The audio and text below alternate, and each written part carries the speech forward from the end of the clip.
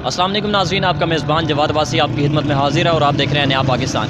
नाज़रीन, इस वक्त मौजूद हूँ रावलपिंडी में। आप मेरे साथ देख सकते हैं कि उमर रसीदा, एक माँ जी और एक बाबा जी मेरे साथ बैठे हैं, जो रोड के किनारे रिस्क हलाल कमाने में मसरूफ़ हैं। ये यहाँ पे मिसवाक बेच रहे हैं, रोड के किनारे दोनों मियाँ बीवी बैठे हुए हैं। हम इनसे जानते हैं, इनसे पूछते हैं आखिर ये नौबत क्यों आई कि ये दोनों मियाँ बीवी यहाँ पे बैठ के अपना रिस्क हलाल कमाने में मसरूफ़ हैं, और इनकी औलाद के हवाले से पूछते हैं, इनकी ज़िंदगी के हवाले से पूछते हैं। अस्सलाम वालेकुम। वालेकुम अस्सलाम। अच्छा चाचा, ये दसो इतने कितना अर्सा हो गया थे बैठ के कारोबार कर रहे हो? इतने हो गए 5-6 महीने हैं 5-6 महीने जी। ये नौबत क्यों आई इतने आके इतने बैठ के ते मिसवाक बेचने दी?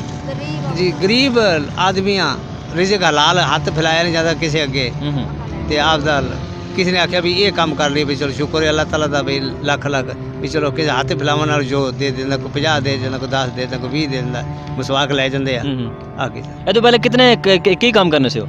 पहले आदमी मेहनत मजदूरी करते थे। अच्छा, पहले मैंने मजदूरी करते थे ते हुणे 5-6 महीने हो गए मिसवाक बेच देते। जी हाँ जी, 6-7 महीने आ लगे हैं। नाज़रीन, ये बता रहे हैं कि तकरीबन 5 से 6 माह हो गए ये दोनों मियाँ बीवी रोड के किनारे आके इधर ही बैठते हैं, हर दिन बैठते हैं, और 6 माह हो गए और ये मिसवाक बेच रहे हैं। ये कह रहे हैं कि हमने इस चीज़ हाथ फैलाने से अपना रिस्क हलाल कमाने को ज़्यादा तरजीह दी।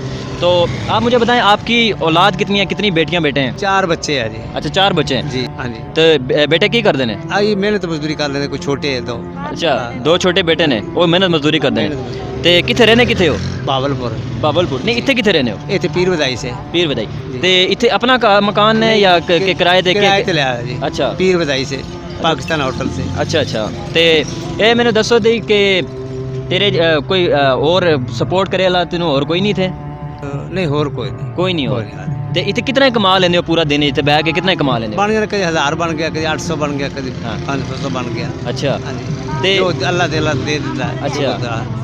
अच्छा जी। अच्छा, अम्मा जी ये बताओ, तुसी भी आने हो इत्थे, हर दिन आने हो इन्हां नाल, कितने कमा लेने हो?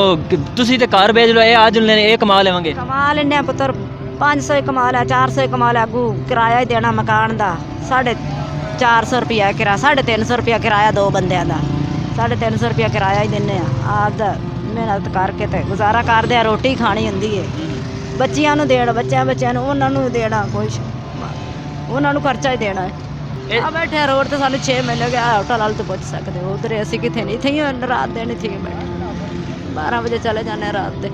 अच्छा, रात 12 बजे जुलते हो? सुबह कितने बजे आने हो? सुबह 8 बजे 9 बजे 10 बजे आ जाने, 12 बजे सुबह, 2 बजे, 12 बजे, 8 बजे। नहीं तेरी जो औलाद है, बेटियां बेटे, इन्होंने मना नहीं कर दे, छोड़ दे काम, अब्बा जी हैं कमा लेवेंगे? कर देने उन्हें तो नहीं हो इन्ने के जोगे दिहाड़ी की ले, हुण 500 दिहाड़ी नहीं है। अच्छा 500 दिहाड़ी है, वो करते ने, पढ़ते भी है ने, वो भी करते ने। 500 दिहाड़ी कोई इतनी ना कुछ बन जाता। अच्छा, हाँ जी। पहनना ही होया, खावना ही होया, हाँ महंगाई है, कोई काम नहीं होता, दिहाड़ी नहीं होती, और साढ़े कोल शहर च इत्थे निकाल आया, इत्थे आ मसवाका वेख के गुजारे कीती जाने, हुण दिहाड़ियां तो नहीं होंदियां, हुण तो ही करदा सी बुढ़ा सी, लोगों का पानी ला, गोड़ियां कर, हर शे काम करदा सी, हुण दिहाड़ी तकदार ही नहीं चाहुंदी इस तू तेने किवें बैठे रोजी पीछे बैठे हैं, बहुत रोजी करके खांदे पे, आपदी हलाल दी रोजी हलाले करके खांदे पे, आपदा मसवाका लेके नहीं टोर के कोई काम होंदा की करके कि भई ये हाथ फैलाना नहीं ठीक। अच्छा, हाँ जी। ते कोई तेनों मदद करना चाहे तो बेशक कर देवे, कर देवे जी। कर देवे। आमीन। ठीक है। अम्मा, कुछ लोगों ने कोई पैगाम देना चाहोगे?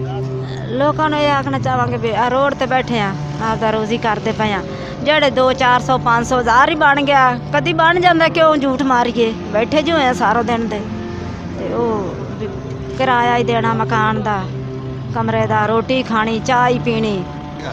नाज़रीन, आप जैसे आपने गुफ्तगू सुनी, इनका यही कहना है कि ये तकरीबन 5-6 माह से यहाँ पे बैठे हैं, 350 रुपया ये किराया देते हैं घर का, रोज़ाना का इनका खाना पीना है, इनकी औलाद भी है, तो ये कह रहे हैं हम अपना रिस्क हलाल कमाने के लिए यहाँ पे बैठे हैं। अगर कोई इनकी मदद करना चाहे, हम हर जितने भी इस वक्त हमें देख रहे हैं, हर कोई इस वक्त इनको अपना इनको अपने वालिदैन की जगह समझे, इनको तसव्वुर करे, और जिसको अल्लाह ताला ने इस्तिताअत दी है वो इनके साथ बढ़ चढ़ के हिस्सा ले। इनका जो मोबाइल नंबर है, अगर आप इनसे रब्ता करना चाहें तो वो भी आपकी स्क्रीन पर इस वक्त आपको नज़र आ रहा है। अगर आप इनसे रब्ता करना चाहें, किसी किस्म की मदद करना चाहें, तो आप इनकी मदद ज़रूर कीजिए ना माशरे से, ताकि ऐसे लोग ख़त्म हो जाएँ जिसको अल्लाह ताला ने इस्तिताअत दी हुई है, वो बढ़ चढ़ के अपने गरीब गुरबा की मदद करें, ताकि ये जो मांगने तांगने वाला सिलसिला है ये ख़त्म होना चाहिए। कि मैं इनको देखा, जब मैं अचानक से इनको देखा और यहाँ पे आया हूँ इनके पास वीडियो बनाने के लिए, इसीलिए कि जितने लोग دیکھیں گے شاید ان سے کوئی تعاون کر دے اور ان کی یہ جو مشکل ہے وہ یہ ان کی حل ہو جائے. تو اپنے میزبان جواد عباسی کو دیجیے اجازت. اللہ حافظ.